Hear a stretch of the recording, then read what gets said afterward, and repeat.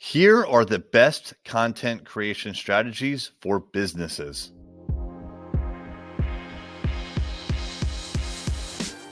What's happening? It's Erik J. Olson. We've been doing a lot of these lives where we interview other business owners on social media, and we ask them questions about what they do in their business, lessons they've learned, things that they would do differently, and then we turn those into individual episodes. Well, I had the privilege of interviewing Wendy Lieber, who owns ContentBacon. So they are a content creation agency. And in the clip that I'm going to play you, we were talking about a couple different concepts when it comes to content. Number one, can you make too much? And then number two, just the opposite, what's stopping people from creating content? This all has to do with businesses in reality. And I think it's interesting because we kind of struggle with this here at Array Digital for ourselves and also for our clients. And you may struggle with this as well. Check it out.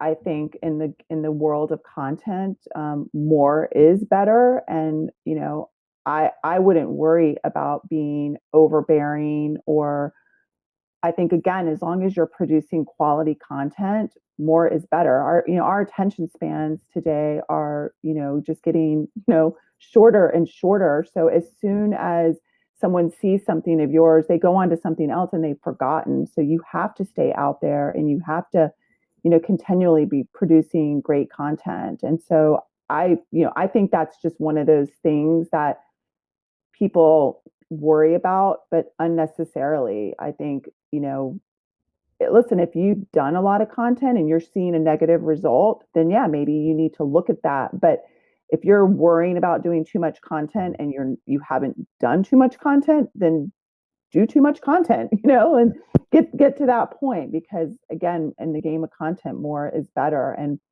I mean, we have kind of a, if resources are an issue and you just need to start, I mean, at least, one blog, one podcast, a week, and then, social media, I mean, 3 to 5 times a week per channel. I mean, that's kind of a good place to start. But again, something is better than nothing, and making sure that you've got a consistent presence. But then it also I'll just, hammer on, it goes back to quality. Like, are you saying something worthwhile? Are you saying something that others, want to hear? What do you think stops business owners or business people, or really, I guess, just anybody from putting out a lot of content? Yeah, it's hard. It's not easy putting out, creating the strategy, creating, posting on a consistent basis. It's really hard. So, a lot of companies just don't put the focus on that. And, I think they might have other things that work for them. So they feel like, well, why do I need that? And I think one of the things we saw earlier this last year, when the pandemic hit, was a lot of these companies that were relying on other things that worked well for them, trade shows, networking.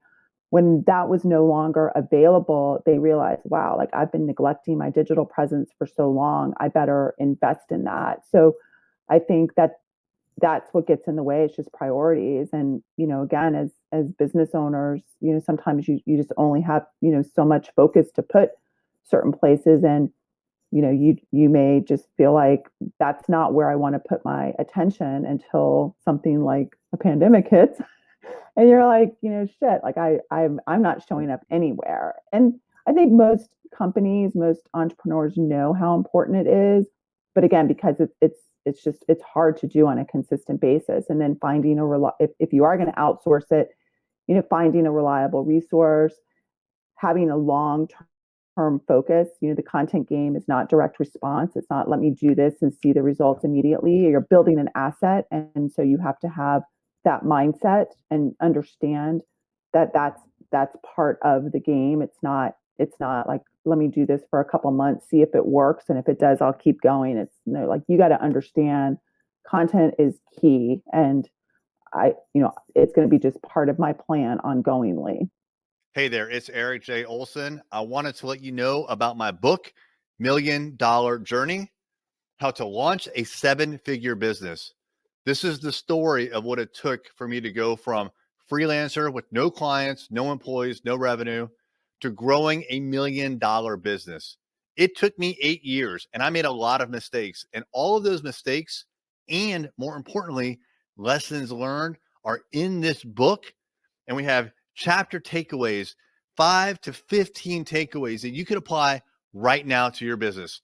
Check it out on Amazon, $1 Million Journey by me, Erik J. Olson.